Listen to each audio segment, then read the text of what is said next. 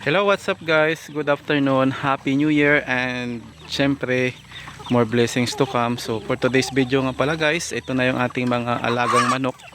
So yung iba dyan ay na-dispose na natin, so, at saka ito namang yung mga lalaki natin guys na manok, ayan, ay naka-reserve na para sa darating na January 19. So ayun guys, may mga bago na naman tayong Parawakan Decal Brown. Ayan, ito yung kanilang mga bagong sisiw.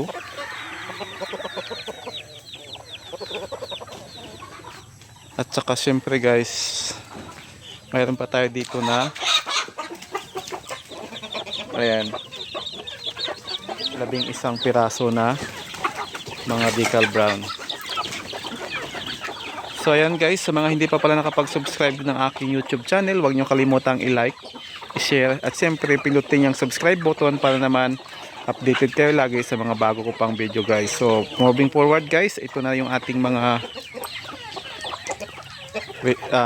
lalaki na manok, ready na for disposal this coming January 19. As I said, mayroon na tayong bayad niyan, bali 10 piraso. Kasi yung order niyan ay nasa 10 kilo yata guys. So ang isa niyan ay kulang-kulang 2 kilo. So depende sa kanya kung pararamihin niya pa ito guys. Tsaka dito naman pala sa loob guys, ito moving forward dito sa loob, ito na yung second batch. Ayan, second batch na ito guys ng ating ayan, Decal Parawakan. Third batch guys, ito 11 na piraso. Ayan, medyo natakaw nga lang kumain. So bali ito na sila guys. Ayan, napapakain pa lang eh. Ayan, so bali zero mortality pa tayo dyan guys. Ayan, zero mortality simula nung pinainom natin yan ng preventive medicine. So number 1 dyan is Primoxel. Kung di madala sa Primoxel guys, ay siyempre yung ating Sulfar QR. At saka for maintenance ay yung Bitmin Pro. Ayan, so bali sa ngayon guys ay naghahanap pa tayo ng Rhode Island na mga inahin. So yung ating Parawakan guys, ayan, sabi ko nga nakaraan sa ating video ay kumulot na yung balahibo. Yan guys is nasa more or less 3 to 4 kilos.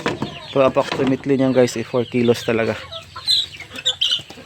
Ayan, so bali ang maiwan lang dito guys ay ito yung ating Black Australorp at saka Rhode Island na ito. Yung maliit pa eh maraming nagsasabi na pulit daw. Saka dito naman guys ay unti-unti na natin itong dinibelop. Saka mayroon na tayong tanim dito na ayan, Azolla. So bali binawasan natin guys dahil nga makapal na, saka maliit din lang, alanganin pang papakain ng manok. So kailangan pa natin ng maraming tab. Kasi ito yung nauna nating ginawa. Ayan, bali nakapangalawang failure na tayo. Puro sunog yung kinalabasan. So bali gumawa tayo dito ng ito yung nagsilbi nating similya, mabilis lang dumami. So ito guys ay pangatlo na. So pag nag failure pa ulit ito ay hahanguin natin at iangat. Palagay ko nga wari nasunog yung nakaraan dahil nilagyan natin ng triple 14. Nasobrahan siguro. Ayan. So hoping guys na this coming 2026 ay mas lalo pa nating maparami yung ating mga alagang manok na native, which is crossbreed na siya doon sa Parawakan at saka dito sa Rhode Island or Black Australorp. So yung inahin natin guys na Parawakan, ayan, yung original talaga na may tahid ay nangingitlog na naman. Ayan o. Kasi pag mangitlog at saka matapang pag may sisiw, kaya iniwan natin guys, hindi talaga natin pinabinta dahil nga maganda mag-alaga ng manok, todo protektado. Ano me? Ha? Me? Gutom na me? Ayan guys. Me! So bali ito guys, naiwan yung dalawang kambing na lang at saka yun, yung pinakananay niya. Ayun.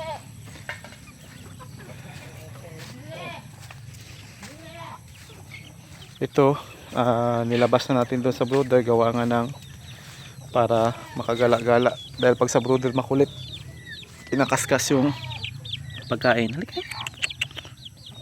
Ayun na guys, oh, may ano, parang may kulugo sa paa. Hindi natin napansin. So lakas talaga ng lahi ng babae. So ayun lang guys, kung mapapansin nyo, ayan, puro halos itim yung ating sisiw, gawa nga ng 70% halos nakukuha nila sa kanilang inahin. So yun lang guys, see you next video and thank you for watching.